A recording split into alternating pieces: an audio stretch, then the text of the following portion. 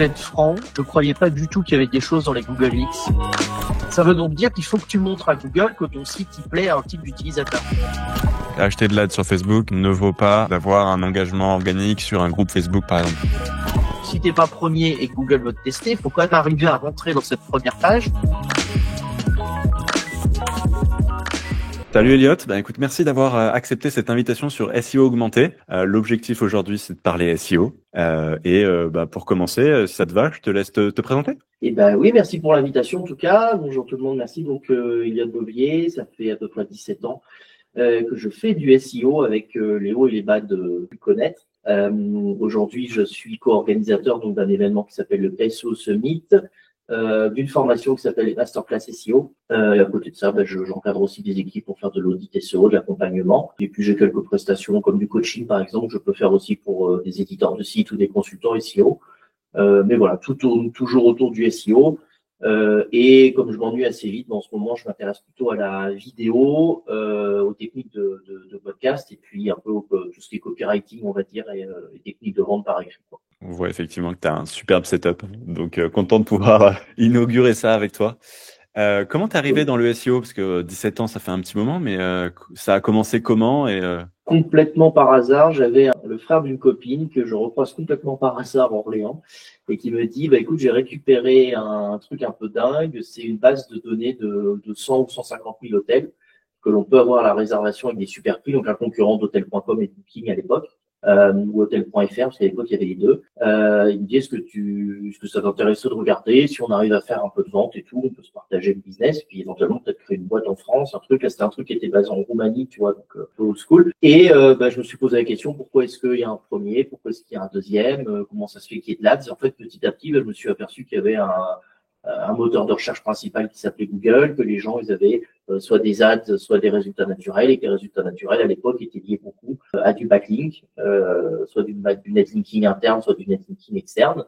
On a eu la chance aussi, on avait une association qui s'appelle la Web School Orléans, sur laquelle il y avait des e-commerçants qui intervenaient, qui donnaient un peu leur retour, et des personnes qui m'ont dit que ça s'appelait du référencement naturel, m'ont donné quelques techniques, puis après j'ai creusé. Et puis rapidement, je suis tombé sur les bouquins d'Olivier Andrieux, tu vois, assez basiquement, on va dire. Et puis je suis resté très white, on va dire, durant quelques années. Et puis en 2014, suite à la deuxième vague, en fait, Panda puis Pingouin, en fait, je me suis un peu intéressé au truc un peu plus qui bougeait un peu plus que personne. Et les plus grandes communications, si tu veux, après ces pénalités. Les seuls qui parlaient un peu, c'était des placards qui remontaient très vite, eux, parce que ils savaient que tu te fais pénaliser, tu te fais gronder, tu remontes tout de suite sur le cheval, quoi. Voilà un peu le cheminement. Et puis après, les Laurent Bourrelli, Sylvain, c'est les frères Perronnet, Fred Bobet, et les gens qu'on connaît aujourd'hui. Et puis j'ai fait mon chemin de fil en aiguille, mais ça part d'une question toute bête, comment on acquiert du trafic, quoi. Qu'est-ce qu'il est arrivé à ce site d'hôtel? Il a été revendu tout simplement. Mais on avait focus un seul mot-clé sur une ville et en réalité, on avait pris le problème à l'envers à l'époque, c'est qu'on voulait lever des fonds pour avoir une équipe. Et c'est une époque où le web personne connaissait. Tu vois, on était en 2009-2010. J'avais été pitché à un truc de business angel locaux. J'avais expliqué au mec qui m'avait reçu comment aller sur Google, quoi. J'avais compris à ce moment-là que c'était rien d'essayer de faire quelque chose. Et puis c'était l'époque où tu vois, il aurait fallu bourriner avec du backlink, il aurait fallu faire ce genre de choses. On n'avait pas encore les techniques, on connaissait pas, on savait pas, quoi. Donc, tout simplement. Mais c'est justement, ça fait une excellente expérience pour apprendre et voir ce qu'on aurait pu faire avec, quoi, justement. Ouais, carrément. C'est en faisant des projets comme ça que tu vois ce qui marche et ce qui marche pas, parce que in fine, Google, c'est une boîte noire, donc c'est par le test que tu es capable de savoir ce que tu vas pouvoir tirer en fonction de ce que tu mets en entrée, quoi. Exactement, ouais, c'est ça. Et puis savoir à qui s'adresser et qui suivre. Ça, c'est un gros problème. Dans tous les secteurs, tu as plein de gens qui disent être des cadors, être les leaders, être machin. Mais en réalité, c'est quand une personne te donne un conseil, tu l'appliques et que tu vois que ça marche, et là que tu sais que la personne est vraiment calée dans son domaine, quoi. Ouais, complètement. Et à l'époque, j'avais pas les bonnes rêves, quoi, tout simplement. Et du coup, si tu peux nous partager un résultat dont tu es le plus fier, le plus gros challenge que tu as eu justement sur cette partie, parce qu'on voit que effectivement cette découverte a été du SEO, mais aussi de l'acquisition web au sens large. Qu'est-ce que tu pourrais nous partager comme challenge ou résultat dont tu es le plus fier? Le le truc, je sais pas si c'est le plus fier parce qu'on en a fait un paquet quand même, mais c'est d'avoir réussi à déployer un grand réseau de sites de vente de t-shirts, e-com, avec des coûts quand même assez modestes, et d'avoir réussi à dérouler, si tu veux, sur la même stratégie un ensemble de shops, quoi. Et d'avoir surtout fait un truc scalable avec. Parce que dire en réussite, j'ai réussi à monter tel site avec tel budget, ok, mais le vrai business, c'est la scalabilité. Une fois que tu as un process avec un coût, le fait de monter un deuxième shop te coûte à peine plus cher et tu peux en monter par échelle de 50, 100, 150, tu vois. Donc c'était plutôt de faire ça qui était pas un challenge parce qu'on savait qu'on pouvait le faire, mais qui était plutôt sympa de voir qu'on a pu le faire et de voir derrière que le SEO te déroule des ventes, quoi. Puisque du SEO pour du SEO, c'est une histoire que je raconte souvent avec Julien Gadano. Quand il faisait encore du SEO, on était un SEO camp et je montre des positions, on discute de positions et au final, il me dit, OK, mais t'en fais quoi? On dit, t'es premier, mais pour faire quoi? Pour être premier, en fait. Et c'est là que je me suis dit, mais ouais, en fait, premier, c'est du biz. Et toi, des Romain Pirotte, des Julien Gadano, des mecs qui monétisent depuis de nombreuses années, en fait, ils ont compris que le pilier, il est là, c'est qu'est-ce que tu fais de ta position, qu'est-ce que tu fais de ton trafic. Donc c'était plutôt dans ce sens-là où positionner pour positionner, ok, mais là on avait une position qui nous amenait vraiment des ventes, quoi. Donc ça veut dire que tu as bien ciblé tes mots-clés, tu t'es bien positionné, tu te fais pas parasiter. Alors à l'époque c'était encore possible, mais par des box vidéo, des box maps, ce genre de choses, tu vois, ton mot-clé est vraiment un mot-clé e-commerce. Donc c'est plutôt ça, mais après on a tellement positionné que je sais pas quel est le plus gros ou quel est le truc dont je suis le plus fier, mais le plus fier, ouais, c'est d'avoir réussi à trouver une technique scalable en SEO pour dérouler des shops e-com sur une base stable et pas exploser financièrement les coûts, quoi. Ouais. Est-ce que tu es OK pour aller sur le sujet justement de cette e-com scalable, de nous en dire un peu plus? Un peu plus, ouais. C'est une technique classique, hein, il n'y a rien de fou. C'est EMD, tu vises un mot-clé principal. Donc EMD, ça veut dire quoi? Ça veut dire que ton mot-clé principal, c'est ton nom de domaine. Donc si par exemple tu vends, je sais pas moi, un t-shirt chasse, ton nom de domaine c'est t-shirt chasse, tout attaché avec des tirets sans tirets, avec une extension qui est pas alambiquée, un .com, un .fr. On évite les .eu, les .info. Je dis pas que ça rentre pas, je dis que tu peux potentiellement te rajouter des problèmes. On sait qu'il y a un filtre sur le .biz. Donc tu restes dans un .fr, un .com, tu prends ton mot-clé principal et il faut évidemment du backlink, mais Google il sait pas si tu as mettons t-shirt 1.fr, t-shirt 2.fr, t-shirt 3.fr, tu peux avoir 30 backlinks qui sont les mêmes, donc 30 sites qui te font un lien qui sont les mêmes pour le site 1, le site 2, le site 3. Et en fait, ce qu'on appelle typiquement un réseau de sites, ça se monte assez facilement en rachetant des noms de domaine expirés. Donc, ils sont même plus que expirés, ils sont supprimés, mais ultra thématiques dans le domaine de la mode, de l'imprimerie ou du e-commerce. Et donc, tu te crées un petit réseau dont on avait une cinquantaine. À l'époque, on achetait encore le contenu. C'était l'époque où un contenu avait encore une valeur. Voilà, toutes les techniques un petit peu de scrap, de web archive, de rostpin, de tout ce qu'on pouvait imaginer pour que le site te coûte le moins cher possible. Donc, il coûte entre 5 et 10 euros à l'enregistrement. Si tes bureaux d'enregistrement Affinix, ça peut être un peu moins cher.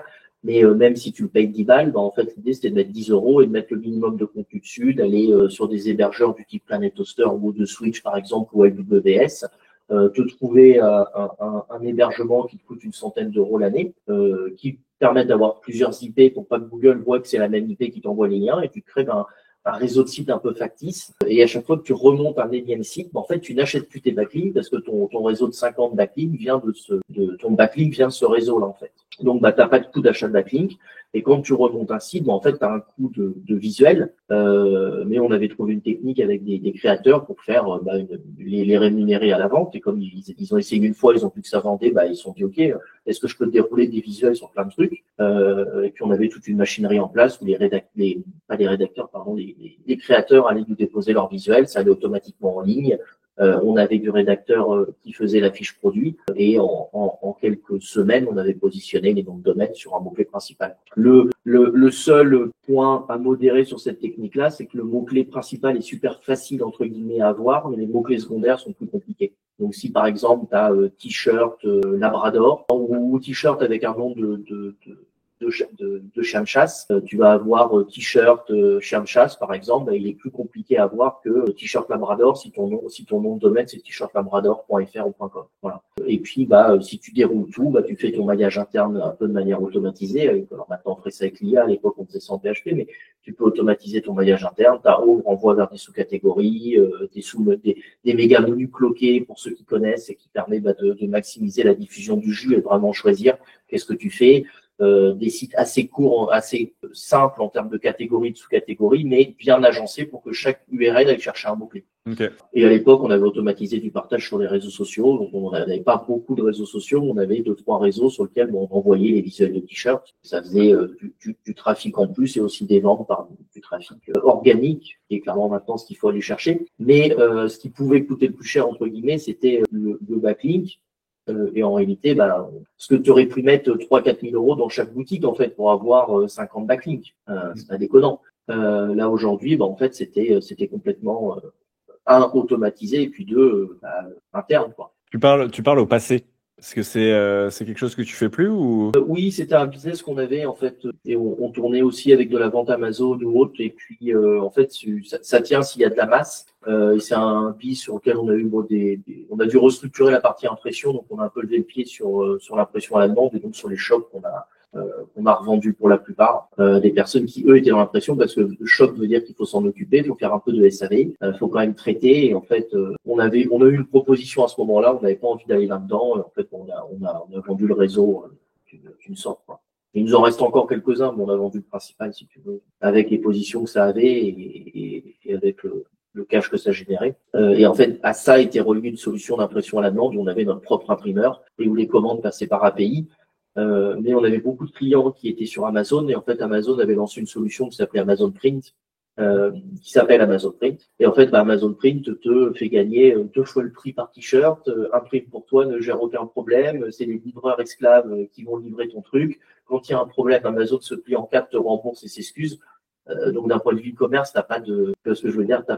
c'est compliqué de rivaliser avec eux, ou alors il faut un niveau de service qui coûte trop cher pour seulement quelques sites. Donc en réalité, Amazon te bouffe quand même pas mal de ventes sur ce type de produit, quoi, qui est un produit où qu'il soit imprimé, t'as le même visuel en fait au final. T'as pas de plus-value à être sur quelque chose de français. Donc ça, plus le fait qu'on devait restructurer la partie impression, en fait on a choisi de liquider l'activité. Et c'était un moment aussi, on avait beaucoup d'activités. Entre le conseil, les prestations, les coachings, les formations, les événements et le e-com, il y a quand même un moment où il faut choisir dans ton activité ce que tu as envie de faire. Et moi, typiquement, faire du SAV, c'est pas du tout ma camelote, quoi. Ouais, ça marche. Et ça, du coup, la clôture de ce pan-là, c'était quand à peu près? C'était un peu avant Covid, ou au moment Covid, quoi, donc 2020, 2021, quoi. Après, ça a été assez long pour ce. Donc là, aujourd'hui, on fait toujours de l'impression pour des clients historiques, mais disons que nous, on pousse plus forcément cette activité. Je remonte plus de site, quoi. À un moment, je faisais que ça, en fait. J'avais une liste de mots-clés. Chaque jour, j'en montais 3-4 shops. Je validais les visuels. Tu vois, je faisais ça toute la journée. Donc, il y a aussi une question de kiff où il faut faire ce qu'on aime. Mais effectivement, tout étant automatisé, le seul truc qui restait, c'était du SAV. Qu'est-ce que tu fais? Tu traites du SAV, quoi. Et c'est pas du tout ma camelote. Ouais, carrément. C'est la partie fun, c'est la mise en place et le scaling. Une fois que tu as les process, l'excitation est quand même bien passée, quoi. Et sachant que c'est quand même un business, pardon, puis je te laisse. Ouais, c'est un business à petite marge. Donc c'est-à-dire qu'il faut quand même faire un sacré volume, tu vois, ça tient parce que tu as énormément de sites sur énormément de mots-clés qui font c'est un peu le business à ta vie de la 4, quoi. Il a énormément de sites, mais chaque site fait peut-être que quelques dizaines d'euros, quelques euros par jour, par semaine ou par mois, j'en sais rien, mais il faut quand même un certain volume, quoi. Donc, c'est ça. C'est exactement ce que tu as dit. Et si tu avais du coup, une méthode pour monter des sites X en masse, pourquoi s'être concentré uniquement sur le prix de temps de demande? Parce qu'il faut trouver le produit, et si tu prends du sourcing de produits ailleurs, tu rajoutes des problèmes. Parce que le dropshipping, ça marche très bien, il n'y a pas de problème avec AliExpress ou avec un agent. Un agent, il faut quand même un certain volume. Là, on avait quand même un produit livré par la poste, imprimé, avec tes propres visuels, tu as quand même plein d'avantages, quoi. Tu crées ton label et ta marque, les visuels d'autres ne peuvent pas forcément les avoir. Par contre, toi, tu peux aller pomper les visuels des autres. C'est assez confortable. Et puis, il n'y a pas besoin d'acheter de stock. Tu peux monter ça de zéro. Il faut savoir acquérir du trafic. En fait, c'est là où beaucoup de gens pêchent en se disant, je vais lancer ma boutique. Mais en réalité, on dit, si tu fais pas au moins une centaine de visiteurs chaque jour, statistiquement, c'est compliqué de faire des ventes et d'avoir un shop qui te rémunère au mois, quoi. Euh, donc voilà, c'était plus compliqué de faire du drop. Et puis surtout, on avait un partenaire qui était là-dedans. Donc c'est comme ça qu'on a développé la solution. Et puis, bah, voilà, tu n'as pas besoin d'avoir de stock, c'est imprimé. Le seul un petit peu inconvénient, c'est comme tu imprimes à la demande, bah, chaque impression est un peu différente et peut, un être humain, il passe plusieurs centaines d'impressions dans la journée, il peut se retrouver avec une impression mal faite, un petit truc arraché, le client a commandé un L, ou inversement, le mec qui voulait du bleu foncé, bah, tu lui as mis du noir. Plein de petits problèmes qui font bah, que tu fais un petit peu de SAV, mais au même titre que si bah, tu es e-commerçant et que tu vends des produits. Tu vois, après, on a eu d'autres shops e-commerce sur de la vente de produits bretons, on a eu des produits gothiques, des figurines, on a eu plusieurs trucs. Et en fait, tu as le même problème. Hein. Le mec, il voulait un Kunyaman A, tu lui as mis sur Kunyaman B, bon, bah, faut gérer le SAV, tu vois. C'est classique, je veux dire, Amazon et tous les e-commerçants ont exactement le même problème. Mais on est parti là-dedans parce qu'on a eu l'opportunité, en fait, tout simplement. Il n'y a pas de réflexion stratégique plus que ça, quoi. Ok. Et tu parlais tout à l'heure de cet échange que tu avais eu avec Julien sur l'important c'est de monétiser les mots-clés. Comment en gros, c'est quoi ton critère de est-ce que ce mot-clé-là, je vais pouvoir le monétiser et choisir comment tu vas le monétiser? Bah, tout simplement de le mettre dans Google et de voir l'intention de recherche qui ressort, quoi. Est-ce que c'est plutôt des sites e-commerce? Est-ce que c'est plutôt du blog, de l'information, des choses comme ça? Et en fait, si tu vois mais tous les mots-clés sont monétisables. Même un mot-clé qui serait comment choisir les croquettes pour un chien de 12 ans, j'en sais rien complètement au pif. Bah, tu peux mettre un bouton avec de la file, tu peux mettre un tableau comparateur, tu peux faire un guide, tu peux lui proposer de télécharger un PDF, tu peux mettre des box d'achat de produits type affiliation Amazon ou tes box à toi si tu es un site e-commerce. Tu vois, tous les mots-clés sont en réalité monétisables. La seule question, c'est est-ce que l'internaute qui tape ça, il a vraiment envie ou est-ce que c'est tiré par les cheveux, quoi.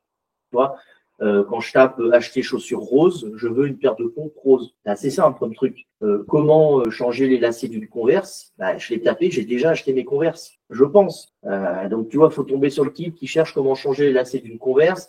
Il échange, alors elles sont peut-être vieilles, donc il va peut-être en vouloir une nouvelle. Tu vois, déjà, c'est à l'empiqué, tu as été mettre des conditions, tu vois, déjà, tu as été chercher loin. Donc en fait, c'est mon critère, il est là, c'est est-ce que sans se plier en quatre, on est capable de comprendre facilement que l'internaute, il veut acheter un produit, quoi. Ok. Ouais, parce que pour l'histoire des lacets, peut-être qu'il n'a pas encore le modèle de lacet, mais à nouveau, hypothèse, et dans ce cas-là, tu peux peut-être lui Ouais. en vendre. Mais Donc, tu peux toujours monétiser, mais la question, c'est quel pourcentage de ton audience veut vraiment acheter derrière, quoi. ouais. Et j'irai même plus loin, c'est que monétiser, tu vois, agréger une base email, construire une audience sur la base d'email, c'est une stratégie. Et c'est de la monétisation, quelque part. Donc, tu peux te dire aussi, bah, moi, je fais que de l'informationnel, j'explique et j'informe à mon client ou à mon prospect, j'explique tout ce que je peux lui dire, comment ça fonctionne, comment ça marche, comment choisir, pourquoi il y a la marque A, pourquoi il y a la marque B.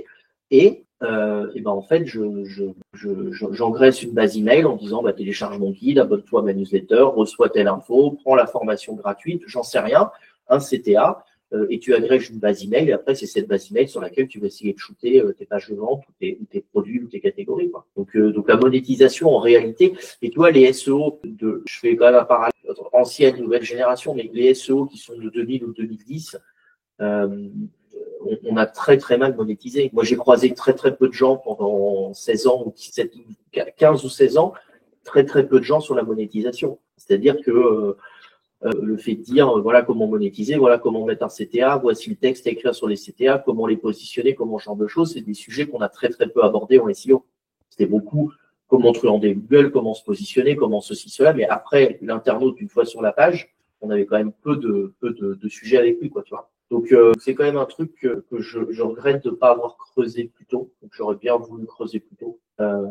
Mais la monétisation, c'est un vaste sujet, quoi. Ouais, mais c'est quand même le sujet qui te permet derrière d'avoir le budget facilement pour réinvestir en SEO ou ailleurs, quoi. Ouais, complètement. Et ça te permet aussi de tester ton taux de conversion des pages avec une méthode pas gratuite, mais naturelle. C'est-à-dire qu'une fois tu sais que tu es dans le top 3 et que ça te fait faire 10, 20, 30, X centaines de visiteurs par jour, bah, tu te dis, attends, si je mets de l'ADS là-dessus et que j'ai les deux, bah, c'est banco, quoi. Et comment t'expliques cette différence d'attitude à la monétisation entre l'ancienne génération et la nouvelle? Je m'avance peut-être et je me trompe peut-être, mais pour moi, il y a eu un moment où le trafic SEO était quand même assez facile et gratuit, faut pas se leurrer. Ok, il fallait acheter des backlinks, mais il y a eu tout un moment où on s'échangeait des liens. Et à un moment, le lien était gratuit. Hein. Tu prends avant peut-être 2018 ou 2019, où là, la vente de backlinks de NetLinking a explosé. Il y a beaucoup de temps, chaque SEO avait quand même un réseau de 100, 150 sites ou 50, 100 sites, j'en sais rien, mais l'échange était quand même assez facile, quoi. Tiens, je te prends 10 6 mots, je te donne 10 bagnoles, donne-moi 10 chiens, j'ai 10 IMO, je sais pas quoi, tu vois, et ça se faisait comme ça. Donc c'est vrai que le trafic n'était quand même pas super coûteux. Donc il n'y a jamais eu de réflexion à se dire, bah attends, quand j'ai un visiteur, faut absolument pas que je le perde, faut absolument pas qu'il s'en aille, faut absolument que je retire quelque chose, il peut pas ne rien me laisser, lire mon contenu et se barrer. Donc je pense qu'il y a eu un peu un côté insoucieux de se dire, le trafic, il y en a à l'appel, tu sais, c'est un peu comme l'eau, hein. Faire gaffe, l'eau, il y en aura plus dans 10 ans. Tant qu'il y en a, t'en bois, c'est un peu pareil. Et pourquoi la jeune génération? Je pense qu'elle s'est intéressée à l'ADS aussi, et on a connu quand même le SEO plus compliqué, quoi. Je trouve que on parle plus des techniques, alors peut-être par le développement de YouTube, par le développement des webinars, de tous ces trucs-là, on parle plus d'ads et on parle plus de conversion. Tu vois, dans les conférences SEO, on voit quand même des speakers et des intervenants parler de tout ça. C'était très très rare que dans des confs SEO, on voit quelqu'un te parler du coût d'un visiteur et te dire que ça avait un impact. Aujourd'hui, on en voit un peu partout. Voilà, peut-être que les jeunes ils sont peut-être moins bêtes que nous, peut-être qu'ils sont plus curieux, peut-être qu'ils ont plus ils ont un panel qui est plus lié au web marketing 360 et pas forcément que au SEO. Donc, je ne sais pas vraiment l'expliquer, mais je vois quand même que on prend beaucoup plus au sérieux la conversion et le business, quoi. Vas-y, je t'en prie, je t'en prie. Et ça se voit notamment dans la communication. Tu prends des jeunes comme des gens comme Léonie, Camille, Paul Vengeon, Léo, plein de jeunes. Et encore, il y en a peut-être des moins jeunes dans l'eau, mais plein de jeunes qui ont tout de suite compris l'intérêt du personal branding, qui ont tout de suite compris l'intérêt de mettre en place une newsletter, de capter des mails, d'avoir un côté business, si tu veux, de monétiser tout ça, quoi. Là, aujourd'hui, il y a plein de gens qui se plaignent un peu de la perte d'audience et de tout ça, mais il n'y a rien eu de mis en place pour, quoi. Donc, il y a aussi une attitude qui fait que, je pense qu'il y a des choses qui ont été comprises beaucoup plus vite. Et de toute façon, je le dis souvent, hein, moi, je rappelle quand même quand j'étais sorti d'école en 2008, on installait WordPress encore par un FTP. Fallait aller sur des vieux forums pour qu'on t'explique pourquoi. C'était des trucs de geeks et de développeurs, c'était hyper compliqué. Maintenant, on installe WordPress en un clic. Et si tu as un problème, tu allumes YouTube, on vient tout expliquer. Nous, on allait encore avec notre PC dans des soirées WordPress. J'étais étudiant à Bordeaux et j'allais dans un lieu et on t'expliquait comment installer, comment faire le FTP, FileZilla, machin, tu vois.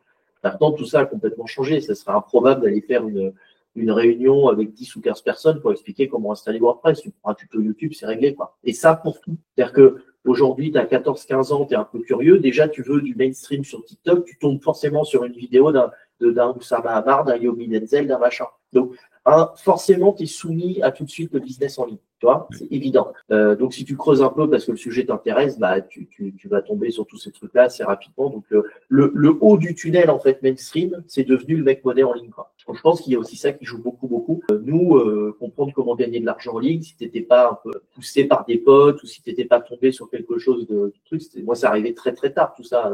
The Family, j'ai découvert ça en 2014-2015. Ça faisait déjà 2-3 ans que des vidéos d'Oussama tournaient sur tout simplement créer une start-up, mais en fait, il y avait des trucs de création d'entreprise, de créer une boîte, tu vois. Ouais.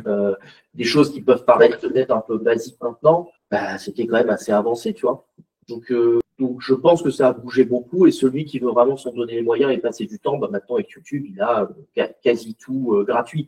C'est juste qu'il faut apprendre à structurer, y passer beaucoup plus de temps. Tu vas regarder 20 heures de vidéo pour peut-être 3 heures de réel apprentissage. Mais tu ne savais pas qu'il fallait pas regarder tel truc, tu savais pas qu'un tel était pas intéressant, tu savais pas que lui c'était. Donc il faut faire ton truc dans la jungle, mais tu as quand même accès à tout, quoi. Avant, il fallait acheter un livre, c'est tout de suite 30 balles un livre, beaucoup plus de barrières. Donc je pense que le fait que ces barrières aient sauté est aussi super intéressant et à pousser aussi les plus jeunes à aller directement vers la lumière, quoi, ou le bon chemin, quoi. Ouais, carrément. Et puis l'entrée, c'est business en ligne. Dans business, il y a business, quoi, monétisation. Alors que peut-être effectivement à l'époque c'était le SEO, enfin le SEO était une vraie porte d'entrée parce qu'on pouvait peut-être réussir avec juste la technique et du coup ça a fait évoluer de l'acquisition vers la monétisation alors que là on rentre par la monétisation vers en fait comment j'ai mon trafic parce que t'as beau essayer de vendre ce que tu veux, si t'as pas le trafic derrière tu pourras rien faire. Complètement, tu peux avoir, on en parlait encore hier soir dans un groupe, tu peux même avoir la page la plus belle et la plus copyrightée du monde. Si ton offre est tout pourrie et que ton package, ce que tu proposes est un peu naze et qu'en plus tu n'as pas de visiteurs, ça sert à rien d'avoir du copywriting, quoi. Déjà, et du visiteur, essaie de tester ton idée et après tu optimiseras ton taux de conversion et tu optimiseras tout ça, mais la base, c'est quand même le travail, quoi. Et pour creuser là-dessus, tu as une idée? Comment tu ferais pour avoir justement cette première audience qui va venir voir ta page, qui va être confrontée à ton offre ou pour démarrer? Clairement, c'est à l'époque, on disait, ouais, nous on payait de l'ADS pour débugger des sites. C'est-à-dire que quand tu lances le site et que tu veux le livrer au client, dis au client, écoute, mets 100 ou 200 balles d'ADS, on va faire venir des visiteurs, on met un numéro ou un chat sur le site et les gens qui ont un problème, ou on set up un Dodger, et les gens qui ont un problème, on va bien le voir, tu vois. Et ça ne fait pas, tu avais des premiers mails, j'ai passé commande, ma CB n'est pas passée, j'ai eu tel bug. Des trucs qui étaient assez alambiqués pour qu'on puisse pas le voir. Donc, je ferai la même chose. Je dirais, si tu as une audience, parce que tu as des mails, bah, t'envoies un mail tout simplement dans ta newsletter ou un mail à part. C'est plutôt mieux un mail, un sujet. Dire, voilà, je viens de lancer tel business. Est-ce que vous pourriez aller voir dessus, dire, essayez, ça vous intéresse, passez commande, voici un code promo et tout. Et si tu n'as pas cette audience, bah, c'est top. Et là, tu as immédiatement la réponse. Par contre, dès que tu arrêtes l'ADS, que ce soit du Facebook Ads, du Google Ads, de ce que tu veux, dès que tu arrêtes, tu n'as plus d'audience et de visiteurs. Et au moins pour tester ton premier truc, ici, voilà, sur 100 ou 200 ou 300 visiteurs, j'ai même pas un mec qui a acheté, c'est compliqué, quoi. Ouais. Mais il faut pas oublier non plus que si tu es une nouvelle marque, que tu es inconnu au bataillon, tu peux faire ce que tu veux, tu es quand même un nouveau. Donc, faut bien quand même, je pense, prendre en compte cette notion de les gens se méfient quand même vachement sur Internet. On peut dire ce qu'on veut, entre tous les scams, les fuites de bases de données, les achats sur le deep web, voilà, de tout ça. Les gens font de plus en plus gaffe, tu vois. Donc, même nous, souvent, on a plus d'e-com, mais avant, on avait juste des appels. Je voulais juste vérifier que la ligne existe. Comme vous avez mis une ligne pour contacter le support.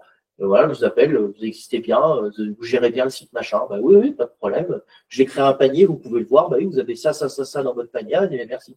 Juste ça, s'assurer qu'il n'y a pas d'enfume, parce que tu discutes avec les gens, ils te disent un jour j'ai commandé, j'ai jamais été livré. Après, j'ai commandé, on m'a dit que le colis était dans la boîte aux lettres, c'était faux, le livreur a dû le voler. Et je trouve quand même que ça parasite énormément l'acte d'achat en ligne. Il faut le prendre en compte. Mais il y a tellement maintenant de manières d'acquérir du trafic. Je dis pas que ça va être rentable sur tes premières ventes, et c'est pas le but.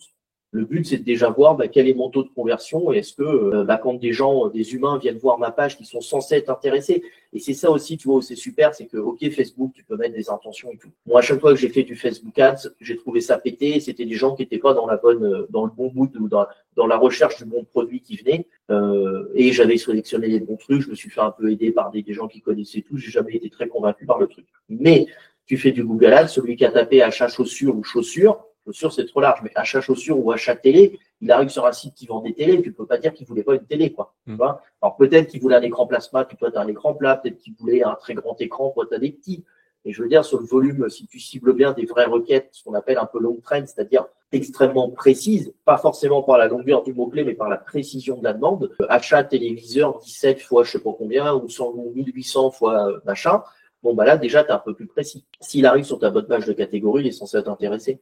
Donc, ça te génère du traffic, ça va tout de suite te donner une idée de est-ce que tu peux vendre ou pas, quels sont les problèmes, voilà, tu vois, ce genre de choses. Et tu as fait de l'ADS, tu as justement trouvé des bugs et tu as testé tes taux de conversion. À quel moment et comment tu déploies, est-ce que tu déploies du SEO et comment tu structures justement la suite de ces tests-là? Alors, moi, mon idée, c'est que tu ne peux pas mélanger une page de vente avec du SEO. Ça dépend ce que tu vends, mais si c'est une catégorie e-commerce et tout, tu peux bien sûr, mais si c'est la vente d'une page un peu en mode formation, tu sais, ou en mode copywriting, explication, une page assez longue, c'est que tu choisis entre du copywriting et l'exploitation des biais psycho et de ta bid ID, ton mécanisme et tout ce que tu dois faire, ou tu choisis d'aller te positionner sur un mot-clé et de plaire à Google et un peu à l'humain.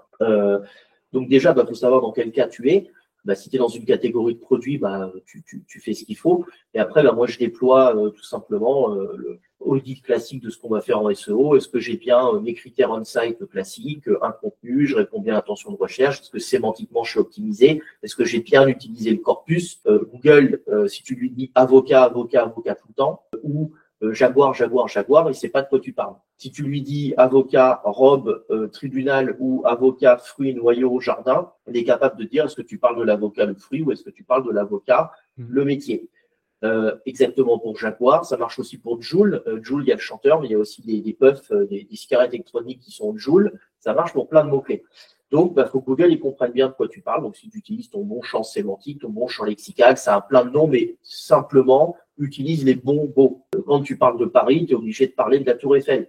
Tu es obligé de parler de Gustave Eiffel, de Simone de Beauvoir, de la Ville des Lumières, de tout ce que tu veux. Donc, c'est exactement ça. Et si tu es sur une page de vente, moi, je montre une stratégie plutôt de blog et de page annexe avec des CTA et des boutons qui renvoient vers ma page de vente. Par exemple, je sais pas, je vends une formation sur, je sais pas moi, l'IA, parce que il y a beaucoup de gens en ce moment qui ne savent pas utiliser l'IA correctement, qui ne comprennent pas ce qu'il y a vraiment derrière, qui pensent encore qu'on peut faire dans son job sans l'IA, ce qui est complètement faux, d'après moi, de dire, voilà, poser des questions simples, comment créer un compte sur ChatGPT. Bon, voilà, tu fais un tuto, t'expliques comment créer un compte sur ChatGPT, t'as le bon champ, t'as ton bon title, t'as tes HN, H1, H2, H3, vraiment les bases du SEO que je donne, mais dedans, tu mets tout un tas de call to action, de formulaire, de ce que tu veux pour expliquer, si tu veux un tuto plus complet sur ChatGPT, va voir la vidéo ici sur YouTube ou reçois le pack vidéo que je vends normalement 19 €, et là, je te le donne gratuitement, tu vois. Et après, je renverrai vers la page de vente. Donc,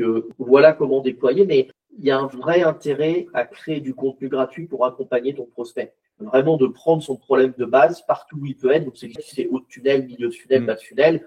Bas de funnel, les gens ils sont conscients qu'ils ont un problème et ils te connaissent. Milieu de funnel, ils sont conscients qu'ils ont un problème, ils ne te connaissent pas. Et haut de funnel, ils sont pas conscients du problème, puis en plus ils te connaissent pas. Donc généralement, tu essaies quand même de commencer par l'audience qui te connaît et qui a un problème. Donc tu vois, tu peux aussi partager sur tes réseaux sociaux, faire de la vidéo. On parle beaucoup du multimodal. Un article de blog assez long, il peut être transformé en un podcast de 20-30 minutes, une vidéo assez longue, tu peux en faire des shorts et tu diffuses ça sur tes réseaux sociaux. Donc en réalité, ce qu'on attend d'un contenu texte interne à un site, c'est l'optimisation SEO, mais de manière classique, de manière interne, tes titres H1, H2, H3, ton title SEO qui est hyper important. Je continue de m'entêter sur la méta-description, même si Google retouche un peu le titre et la méta parfois. Voilà, mais au moins je me dis qu'il a une bonne base. Et puis voilà, quoi, tout simplement, je déploie petit à petit. J'essaie de commencer par les mots-clés qui sont les plus évidents, quoi. Tu vois, je vois une formation sur l'IA, comment créer un compte sur ChatGPT, c'est un peu éloigné quand même. Tu vois, le type qui sait pas créer un compte tout seul sur ChatGPT, est-ce que vraiment il va vouloir aller utiliser l'IA en mode avancé? Peut-être, pourquoi pas, mais vraiment, je classe mes mots-clés comme ça. Même pas par volume de recherche des outils, même pas par longueur, même pas par tout ça. J'essaye vraiment de me dire, est-ce qu'un internaute qui a cette intention-là et qui arrive sur ma page, il est disposé à m'acheter quelque chose? Et je priorise, tout simplement. Et du coup, là, par rapport à ce que tu disais sur le tofu, mofu, bofu, là, enfin, le haut, bas, enfin, à quel point il est chaud et à quel point il est haut dans le tunnel, est-ce que tu commences par de l'informationnel? Est-ce que tu commences justement par de l'intention d'achat? Comment tu commences justement dans ce framework de plus ou moins chaud Toujours l'intention d'achat. Parce que il y a une méthode qui s'appelle le cocon sémantique, qui est en fait de créer le maximum de contenus qui sont recherchés par l'internaute. Ça va beaucoup plus loin que ça. Mais la base, c'est quelles sont les questions que se pose ton prospect, et tu l'aides et tu l'accompagnes sur toutes les questions qu'il peut se poser en priorisant par le bas, le haut, le milieu du tunnel. Et j'ai vu énormément de consultants et d'experts SEO tourner en rond et avoir peur de la requête e-commerce. C'est-à-dire que tu as une requête qui est par exemple basket ou achat basket. Ils vont te créer du contenu sur toutes les marques. Ils vont te parler du créateur de la marque. En quelle année il a créé la marque? Est-ce que le créateur de marque avait des lunettes? Tu vois, j'exagère, mais c'est ce genre de contenu et de title. On n'en a strictement rien à foutre. On veut ranker sur basket. Et à force de tourner en fait autour du pot, c'est tourner autour du pot, on crée du contenu. Donc ça a un effet quand même mécanique d'apporter du page rank sur ta page basket. Mais à un moment donné, c'est ta page vente que tu veux positionner. Donc moi, je commence toujours par mes pages, même si je sais que j'ai aucune chance pour l'instant, parce que je viens de lancer mon site, parce que peut-être que j'ai pas de backlink, parce que je suis pas connu, parce que j'ai pas de trafic un peu direct, on va dire, de gens qui viennent taper ma marque dans Google, ou sur un autre moteur de recherche d'ailleurs. Il faudra que j'arrête de dire Google tout le temps, parce que Google est passé de 90% ou 99% de part de marché à 61. Là, c'était une étude de NP Digital, c'est Neil Patel qui avait fait ça en mi-2024. Et en fait, je crée mes pages de vente et je me dis, OK, c'est là-dessus que je veux amener du traffic. Et maintenant, comment je crée une galaxie, comment je crée des pages satellites autour qui convergent vers cette page en maillage interne, donc en faisant des liens sur les bonnes encres. Si je vends, je sais pas, moi, une formation A, ben, je fais un lien et acheter ma formation A. Et par exemple, formation SEO, et vous pouvez acheter cette formation SEO en cliquant ici. Mon encre va être sur formation SEO. Parce que ça, c'est de l'interne, je peux bourriner. Donc, je crée toutes ces pages-là et je n'oublie pas de faire mon netlinking, hein, ce qu'on appelle ma tête de coco, mais j'arrête de tourner en rond en me valorisant, en me disant, ouais, mais je suis le premier sur telle requête, quoi. Là, genre, est-ce que Albert Einstein y avait des lunettes? Ok, il y a des gens qui tapent peut-être ça, mais le type qui tape ça, c'est un universitaire qui fait une recherche, c'est un curieux. C'est souvent de la recherche qu'on appelle zéro clic, c'est-à-dire que Google va dans la position 0. Quand vous cherchez quelque chose, Google typiquement la taille de Michael Jordan et Google vous donne la réponse parce que c'est tellement simple, c'est 4, 5, 6 lettres qu'en réalité, bah, Google considère qu'il n'y a pas besoin d'aller sur un site web pour faire ça, quoi. D'autant qu'à tous les coups, le site sur lequel tu vas cliquer l'aura mis en bas de la page, si toutefois il l'a pas caché carrément. Ouais, complètement. Donc, ouais, t'arrivais des fois sur des pages où tu trouvais même pas le contenu qui était affiché à Google. Donc, je n'oublierai pas vraiment cette volonté de business et ce fait de se dire il faut prioriser les tâches par action business et par évidence d'achat. Et une fois qu'elles sont en place et optimisées, bah, même si t'as aucune chance aujourd'hui de te positionner, à un moment donné, tu vas monter dessus. Tu vois, Google va te tester sur plein de choses. Il va te tester sur des requêtes sans enjeu si tu viens de te lancer. Donc peut-être achat, basket, enfant, dinosaure, enfant. J'en sais rien, j'ai pas les idées de requêtes, mais te dire voilà sur un mot-clé sur lequel bah, y a peu de volume, il y a peu de gens, se dire ok, si tu réponds bien à l'intention de recherche, si les gens n'ont pas l'air de te dénoncer comme un scammer, comme un voleur. Tu vois, le site Temu, j'ai une étude de Nicolas Audemars qui va partager ça tout à l'heure sur Systrix. Donc c'est une étude sur les sites qui ont perdu en visibilité en début d'année. Il y a Temu qui s'est complètement fait éclater. Alors pourtant, il était rentré dans les suites et tout, et je suis persuadé, c'est d'ailleurs ce que mentionne l'article, que Google a pris en compte le volume colossal d'internautes qui se plaignent des scams de Temu. J'ai pas été voir, j'ai pas été vérifier, mais il y a plein de gens, comme tu dis, qui te disent Temu, j'ai été doublement prélevé sur ma CB, j'ai payé plus que prévu, j'ai pas reçu le colis, tu vois, alors qu'AliExpress n'avait pas eu cet effet-là. Donc tout simplement, voilà, je priorise et puis je fais le boulot SEO, ce qu'on appelle on-site. Tu nous disais tout à l'heure que tu avais du coup donc vendu tes activités de print on demand. Qu'est-ce qui t'occupe depuis du coup 2020, enfin cette période-là où tu as vendu ça? Alors bon, maintenant on a fait pas mal de modifications sur l'activité, donc on s'occupe beaucoup avec le SEO Summit, les masterclass SEO, donc SEO Summit qui est l'événement en France on va dire, de référence sur des conférences sur le thématique du SEO, et on élargit un petit peu sur le search de manière générale, sur la conversion, sur la manière de gérer ton traf et d'acquérir ton traf. Le dernier avait lieu au Grand Rex le 6 décembre dernier. La prochaine édition est en octobre, pareil sur Paris. Et on a développé une formation qui s'appelle les Masterclass SEO, qui est une formation avancée. Donc, c'est autant le SEO Summit est ouvert à tout le monde, et même si tu es débutant, tu peux venir et tu vas pas tout comprendre, mais tu vas assimiler petit à petit.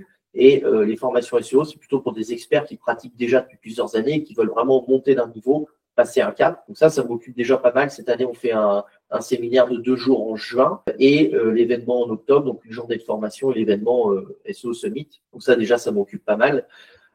Et après, bah, au sein de l'agence, je m'occupe des formations, des équipes, et je fais plus d'audit ou je fais du call commercial et après je gère les équipes.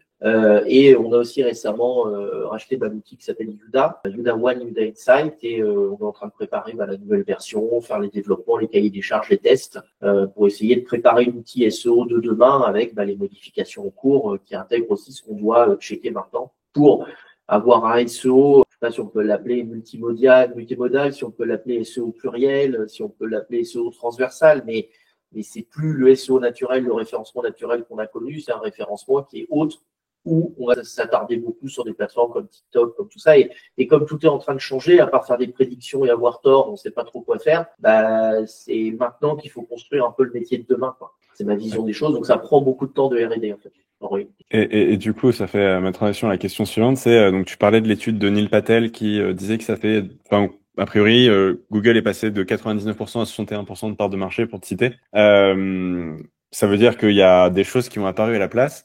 Comment ça fait évoluer ta façon de faire du SEO?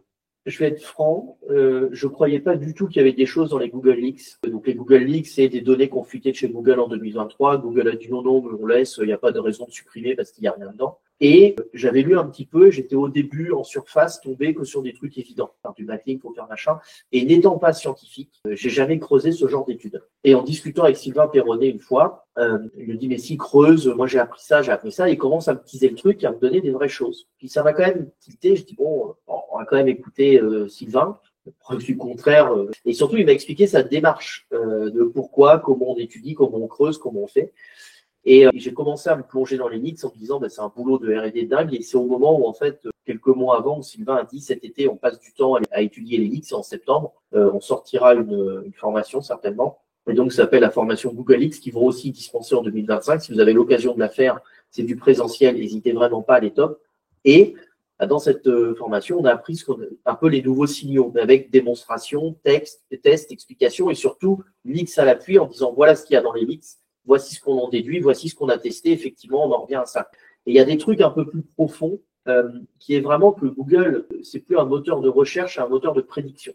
Si tu as vraiment compris ça, tu as compris tout le nouveau paradigme et tu as compris vers quoi Google s'oriente. Et c'est complètement logique parce qu'aujourd'hui, un TikTok, c'est un double moteur de recherche. Tu peux aller dans la barre de recherche, taper imprimante 3D, mais tu peux aussi, à force de scroller, il va te proposer des vidéos complémentaires. Donc ça veut dire qu'en ayant une action de lecture et de j'aime, je partage, je commente, je fais quelque chose avec la vidéo, je la mets en signé pour la garder pour plus tard. Tu fais une sorte de recherche, en fait. Tu fais une action pour indiquer au moteur que tu aimes bien ça. Et donc, en fonction, le moteur va te proposer, ou le réseau social, tu appelles ça comme tu veux, mais ça marche avec Insta. Maintenant, LinkedIn fonctionne comme ça, va te proposer des vidéos dans la même thématique ou des sujets qui potentiellement t'intéressent. Là, c'est hyper pertinent, quoi. Et en voyant ça, en fait, Google a fait exactement la même chose en disant, je vais observer l'attitude des gens dans la SERP et je vais les catégoriser parce que je sais un peu d'où ils viennent, sur quel appareil ils sont et quelle localité ils sont. Et j'ai une théorie pour répondre à Olivier Dufay. C'est pas moi qui l'ai eu, c'est Alexandre, mais il va se dire, OK, un homme célibataire habitant Bordeaux qui a 40 ans et qui utilise un iPhone, ne me demandez pas à quel iPhone on est, mais l'iPhone 15, je ne sais pas si je suis en avance ou en retard, potentiellement, il aime bien tel site, tel site, tel site. Donc ça, c'est le fantasme de Google. Ça coûte assez cher à faire. Il ne peut pas le faire pour tout, mais pour certains mots-clés hyper concurrentiels, il va le faire. Ça veut donc dire qu'il faut que tu montres à Google que ton site il plaît à un type d'utilisateur. Et pour ça, il n'y a rien de mieux que les réseaux sociaux et d'envoyer du trafic. Parce qu'au début, si tu n'es pas premier et que Google veut te tester, il faut quand même arriver à rentrer dans cette première page pour que Google te teste, t'aperçoive et que ces modèles lui disent ouais, tel site web, il plaît à tel type d'utilisateur. Donc, quand c'est tel type d'utilisateur qui vient faire sa recherche, pousse plutôt tel site que tel site. Aujourd'hui, ce que je dis, c'est pas tout à fait vrai parce que c'est pas aussi avancé, c'est pas systématique pour tous les mots-clés. Toutes les SERPs sont pas locales, toutes les SERPs n'ont pas l'intérêt de choisir un utilisateur, mais globalement, c'est là-dessus qu'on tend. Et des fois, tu voyais des sites dans les SERPs de manière inexpliquée, notamment sur des sites de plombiers ou d'artisans. En fait, c'est parce que tu regardes, le mec a le plus de pancartes dans la ville.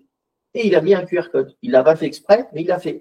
Donc, son site web génère des visites depuis une source autre que Google, qui n'est pas de l'ADS et qui est super géolocalisé dans la ville. Égal, site web cohérent par rapport à tel type d'utilisateur qui recherche tel type de mots-clés dans la ville. Donc, Google va te pousser sur ce mot-clé. Et ça a complètement changé d'avant, où avant, il ne fallait pas que l'internaute sorte de ton site, continue sa recherche sur la SERP, ce qui était les algos de Learning Torrent, notamment RankBrain. Mais RankBrain, il n'avait pas d'impact sur peu d'impact sur le reclassement. Il avait de l'impact, sur le reclassement, mais il n'avait pas d'impact sur l'algo lui-même. C'est-à-dire qu'il n'allait pas dire à l'algo, il faut que tu changes ta manière de faire. Il retravaillait le classement après que l'algo l'ait fait. Là, c'est un truc complètement différent où c'est dans l'algo lui-même, et on parlera de NavBoost après, dans l'algo lui-même où Google dit, écoute, quand tu calcules, prends en compte tous ces éléments-là et sert la meilleure SERP à cet utilisateur, un peu de la SERP personnalisée. C'est pour ça que je disais que les outils de suivi de position, à un moment donné, on n'en aura plus forcément besoin, parce que les résultats seront un peu différents pour chaque utilisateur. Ce que je dis là aujourd'hui, je rappelle encore une fois, c'est pas complètement vrai, c'est le fantasme de Google. Mais ça a créé un effet que le trafic tiers hors écosystème de Google et hors écosystème d'ADS, c'est hyper important ce que je dis, hors écosystème de Google, hors écosystème d'ADS, est hyper pertinent et peut vraiment pousser des sites. Donc, l'importance des réseaux sociaux, l'importance des communautés, l'importance de faire de la publicité online, offline pour avoir des sites. Et on l'a très bien vu sur des sites qui ne faisaient pas forcément de SEO, mais qui faisaient des réseaux sociaux, qui sont très bien positionnés dans les SERPs. Et c'est complètement cohérent parce que les internautes qui vont dessus par un moyen tiers sont satisfaits.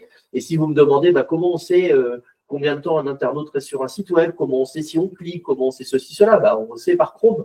Et par extension, on connaît si on sait que c'est 62% de la population qui utilise Chrome et que sur Chrome, il y a 30% des gens qui sont satisfaits ou qui ont des actions positives, on peut en déduire.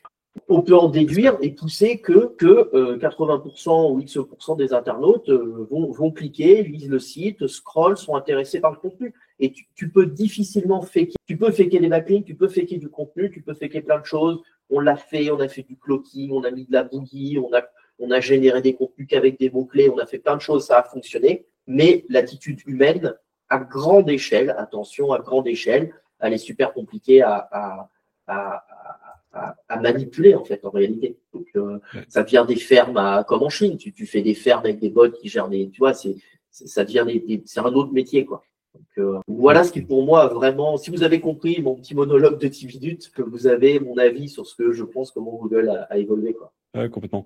Et tu disais, tu as insisté 2 fois sur le trafic et hors écosystème de Google et Ads. Par Ads, tu penses aux Google Ads ou tu penses aux Ads en général? Les ads en général, Google sait très bien quand tu fais de l'ads. Je dis pas que ça sert pas, je dis qu'il faut compléter ce trafic ads par du vrai trafic organique entre guillemets ailleurs, quoi. Un internaute a vraiment choisi parce qu'il te connaît d'aller, tu vois, si tu fais que de l'ads, bah tu peux être un commerçant un peu lambda. Si tu as des gens qui viennent depuis Instagram, depuis Facebook, depuis Twitter sur ta marque, c'est que volontairement ils ont une publication, il y a un engagement, ça les intéresse, quoi. Acheter de l'ad sur Facebook ne vaut pas d'avoir un engagement organique sur un groupe Facebook, par exemple. C'est exactement comme le SEO et le SEA, c'est complémentaire. C'est pas l'un ou l'autre, c'est les deux. Bien sûr. Et d'ailleurs, pour faire rentrer des sites dans Discover ou pour montrer à Google cet engouement vers une page, l'ADS est super utile. Donc, c'est la preuve qu'il le prend bien en compte. Ouais. Mais pour vraiment avoir cet effet de trafic, bah, il faut mettre un peu d'ADS, ok, mais il faut aussi que ça crée une communauté, ça engage des gens et que naturellement, bah, tu es du monde, quoi. Ouais. Et par tous les moyens. Nous, sur l'outil Yuda, on a une courbe qui te remonte, qui est la courbe reprise différemment d'Analytics. L'idée, c'est de multiplier les canaux et de te dire le trafic direct, le trafic d'affiliation, le trafic par référeur, le trafic par SEO, par SEA, par organique, par réseaux sociaux. Est-ce que tu coches toutes ces cases? C'est que tu es une vraie marque. Et en réalité, c'est complètement logique. Parce que demain, tu es un dropshipper qui gratte sur le SEO. Tu te dis, ouais, je vais gratter sur le dos de Google pour pas payer mon trafic. Tu restes un dropshipper gratteur, on est d'accord, ou un e-commerçant gratteur. Demain, tu es une vraie marque, connue, suivie sur les réseaux sociaux, tu as des workshops, tu as des corners, tu as des gens qui physiquement viennent te voir, portent ta marque, utilisent un QR code, tu vois, font des choses. Bah, en fait, sur le papier, ton trafic, la visualisation du trafic de ton site web n'est pas du tout le même, quoi. Tu vois. Ça, c'est sûr. Et au-delà de Chrome, qui est un beau mouchard pour Google, on a Google Analytics aussi, dont tu parlais juste avant, mais qui clairement a... Ouais, complètement. Ouais, mais tous les sites sont pas connectés à Analytics. Il y en a qui vont refuser les cookies, tu vois, il y a pas mal de choses. Alors que Chrome, t'as pas d'histoire de cookies, en fait. T'acceptes rien du tout. Même si tu refuses les cookies sur le site, t'es connecté à Chrome, quoi. Donc, bien sûr, Chrome te connaît pas comme un utilisateur avec un nom, prénom, il te connaît avec un ID. Pour des raisons de confidentialité sur certaines requêtes où il y a vraiment une faible volumétrie, il peut quand même arriver à te repérer, donc ils le font pas pour des questions légales. Tu vois, tu as peut-être 2 mecs qui cherchent une certaine requête à Bordeaux et qui ont un iPhone, par exemple. Donc il y a des toutes petites, mais au final, il n'a pas besoin, la notion de qualité aussi super importante. Une petite requête qui n'est pas engageante, il n'a pas forcément besoin d'y répondre parfaitement. Une grosse requête qui par rachat de crédit ou ce genre de choses, c'est super, tu as intérêt à donner la bonne réponse. T'imagines, l'internaute, il a trouvé un site, il s'est fait scam ou il est tombé sur une fausse banque en venant de Google, le scandale que ça peut faire. Donc Google a quand même un engagement là-dessus, quoi. Et il faut pas oublier qu'il vit avec l'ADS encore aujourd'hui, ce sera certainement faux demain, mais qu'aujourd'hui il vit avec de l'ADS. Il a intérêt à donner une bonne réponse, des bonnes réponses pour que les internautes continuent d'utiliser Google et cliquent sur les ads. Et s'il y a des internautes qui utilisent Google, il y a des annonceurs qui achètent de l'ads. L'écosystème, il est assez faible, mais il marche bien, quoi. Et du coup, au-delà des Google Leaks, nous explique comment Google change de façon de fonctionner. Très orienté PageRank à la base, maintenant un peu plus orienté moteur de recommandation personnalisé. J'ai oublié de préciser un point, excuse-moi, tout ce que j'ai dit là, c'est quand même lié beaucoup à la première page. Tu vois, quand tu es hors de la première page, ça marche quand même encore un peu à l'ancienne. Mais c'est vraiment, il le déploie dans un top 5, dans un top 3, dans un top 10 même. Je pense que c'est même avant, et c'est avant la première page, mais tout ce qu'on faisait avant les backlinks, le sémantique et tout, c'est un peu la base minimum que tu dois faire pour aller dans ce que je viens de dire. Ouais, complètement. Mais bon, après, est-ce que au-delà de la première page a vraiment un intérêt quand même Non, mais pour rentrer aux premières pages, il faut quand même avoir été 20e un jour. Oui, c'est sûr, c'est sûr. C'est prérequis là pour avoir le droit de jouer sur la nouvelle cour de récré. Exactement, c'est tout à fait ça. Et du coup, donc on parlait de la baisse de part de marché de Google, parce que la Google League, c'est OK, comment Google va positionner ses résultats sur les résultats de recherche de Google. Mais au-delà de ça, est-ce que toi, ça fait évoluer, enfin, on parle beaucoup de AT, on parle beaucoup de personal branding, t'en parlais tout à l'heure. Qu'est-ce que ça a fait évoluer pour toi de savoir que les parts de marché de Google ont baissé, quoi? Tout simplement de m'intéresser, d'aller sur les autres moteurs, quoi. De me dire, OK, les gens, ils tapent un mot-clé sur Google, achat chaussures, mais quand ils sont sur TikTok, qu'est-ce qu'ils font, quoi? Donc, le double moteur TikTok, quand je tape dans la barre de recherche, c'est un moteur, ou même Amazon est un moteur. On parlait d'Airbnb avec Thomas Kubel. Quand tu fais de la location, tu as des gens qui vont directement sur Airbnb, qui vont taper un logement à Paris. Comment tu ressors dans les premières suggestions sur Paris ou sur un arrondissement, sans payer de l'ADS à Amazon ou à Airbnb, par exemple. Je m'intéresse au mode de fonctionnement. Gros spoiler, hein, ça marche comme Google dans les années 95, 2000. C'est des anciennes, c'est vraiment des moteurs qui sont assez anciens dans le mode de fonctionnement. Donc, c'est entre guillemets assez facile de se positionner, un peu comme YouTube. Hein. YouTube est un peu à l'ancienne en termes de SEO YouTube. Attention, je parle. Et après, surtout dire, OK, comment fonctionne la viralité, comment faire. Et là, tu tombes dans un autre métier, c'est comment tu fais des hooks, comment tu fais des accroches, comment tu montes des vidéos, comment tu fais du contenu intéressant, comment tu fais de la vidéo qui est pas chiante, ennuyeuse à regarder, comment tu tiens un auditeur 1 minute, 1 minute 50 sur un sujet précis. Et là, c'est complètement un autre métier, mais pour moi, ça rentre dans le spectre du SEO. Je dis pas que les SEO doivent maîtriser ce métier-là. Je dis qu'ils doivent clairement insister avec les marques, avec les clients sur le fait qu'il faut en faire. Et alors, dans Yuda, je ne fais pas la promo de Yuda, mais c'est des trucs que je ne vois que dans Yuda. Il y a une physiologie de la SERP qui est hyper importante. On te dit que sur des mots-clés, il y a du volume de recherche qui est attribué à de la box vidéo. Clairement, au lieu d'aller positionner un lien, ce que j'appelle le lien bleu, c'est un résultat de recherche classique, je me dirais, attends, il y a une box vidéo qui est positionnée vraiment vers le haut. Est-ce que j'essaye pas plutôt de bien me positionner sur YouTube et donc dans cette box vidéo pour être premier aussi en lien, mais aussi être premier en vidéo, quoi. Et en fait, c'est ça qui a changé. C'est vraiment ce côté multimodal, hein, photo, vidéo, voice, podcast vocal, et podcast vidéo.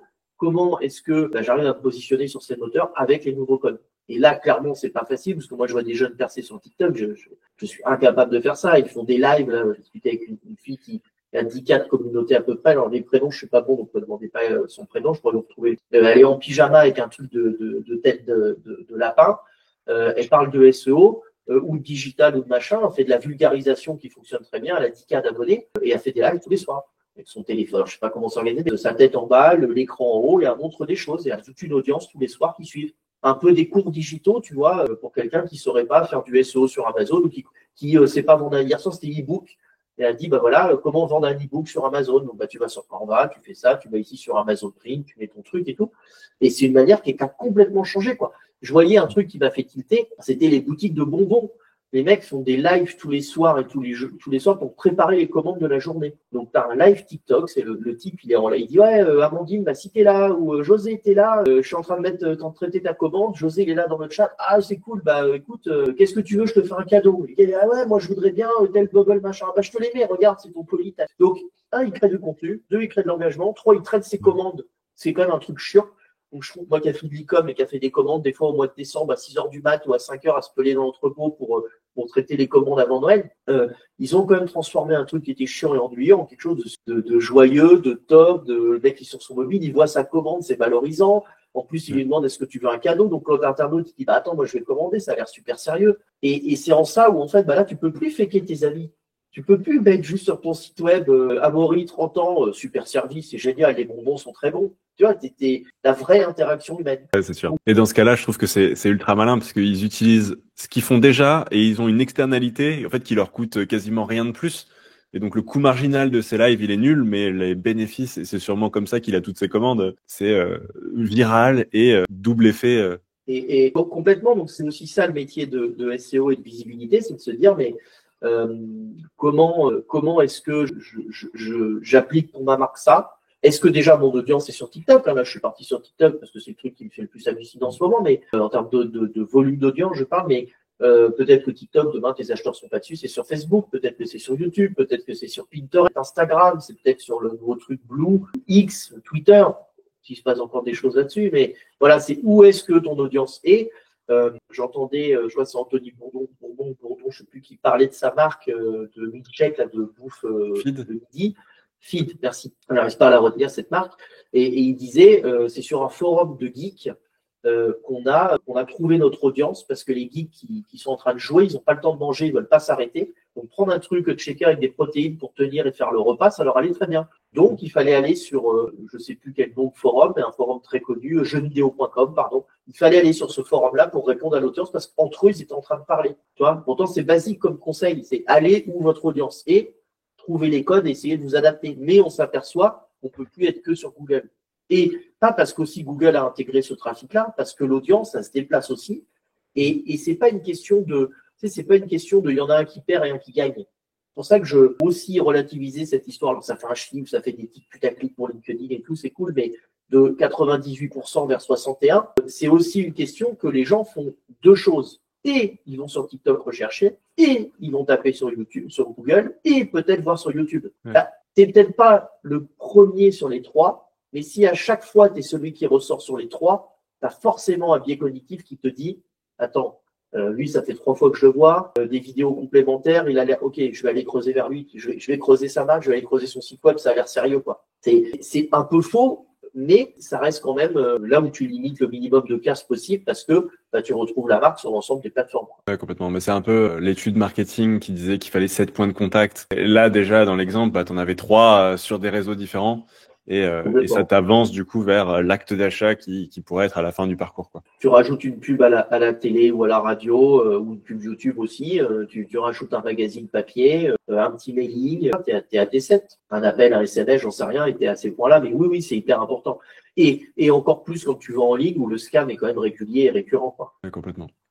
Mais écoute, ça me semble être un dernier point ultra intéressant. C'est globalement soyez là où est votre audience. Est-ce que tu as une dernière chose que tu voudrais dire avant qu'on remballe? Non, c'était remercier juste un peu tout le monde, à tous les.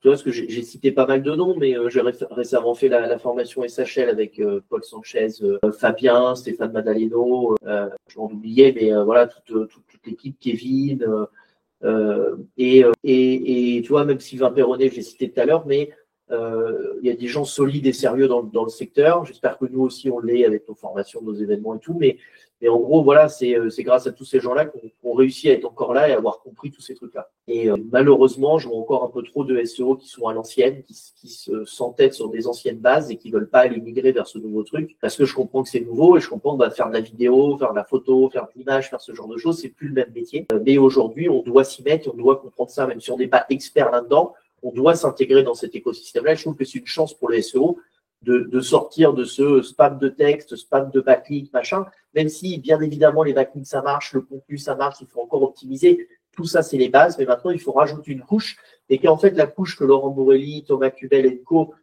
expliquent, Stéphane Brio explique depuis 2014-2015, c'est juste qu'avant, c'était bien de le faire. Maintenant, c'est obligatoire de le faire. Tu vois.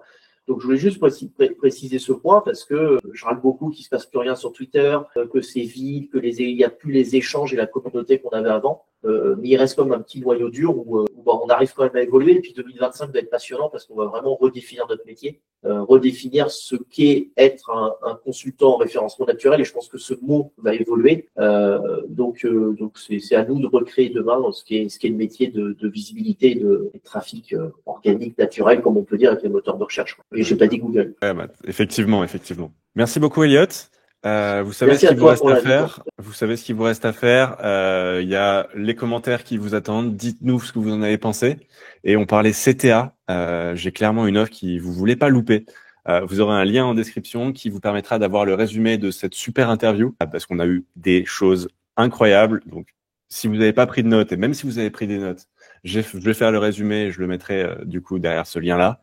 Et vous aurez aussi l'accès au résumé de toutes les conférences, toutes les discussions et interviews que j'ai pu faire avant et après. Donc ça se passe en Yes. commentaire. Likez la vidéo, si vous avez des abonnez-vous. questions, si vous avez des questions, n'hésitez pas à laisser un commentaire. Je passerai voir avec la question, j'essaierai d'y répondre ou autre. Et puis, clairement, abonnez-vous à la chaîne, mettez un petit like, partagez la vidéo si vous l'avez trouvé intéressant. C'est évident qu'il y a d'autres gens qui vont la trouver intéressant, donc un petit partage sur votre réseau social de votre choix, ça fera plaisir à tout le monde. Et vraiment, s'il y a une question qui vous vient, même si elle vous paraît bête ou autre, posez-la en commentaire et tu pourras amener toi ton avis et moi j'essaierai de ramener mon avis aussi. Mais ça va permettre de discuter entre vous. Répondez-vous entre vous aussi. C'est comme ça que vous allez faire connaissance. On parlait de la richesse de la communauté, c'est comme ça que ça commence. Exactement, avec un commentaire, un like, un truc, même si c'est pour dire que c'est bien et que vous avez appris quelque chose, dites-le. Je continue de parler alors qu'on va avoir fini, mais je vais souvent remercier en début d'année les créateurs de contenu, même s'ils ne me connaissent pas et qu'ils n'ont rien d'affiche de moi, je pense, mais je leur dis juste merci pour ce que tu as créé parce que j'ai bouffé 15-20 heures gratos de tes contenus et ça mérite un merci. Moi, j'ai des gens qui me le font, j'ai des gens qui m'envoient des boîtes de chocolat chaque début d'année en me disant encore merci, tu as fait 15-20 heures de vidéos sur YouTube, j'ai appris plein de trucs et tout, donc voici un petit cadeau. Sans parler de la boîte de chocolat, un like, un j'aime, un commentaire, et ça fait déjà hyper plaisir. Bref, vous savez ce qu'il vous reste à faire. Encore merci Elliot, merci à vous et à très vite.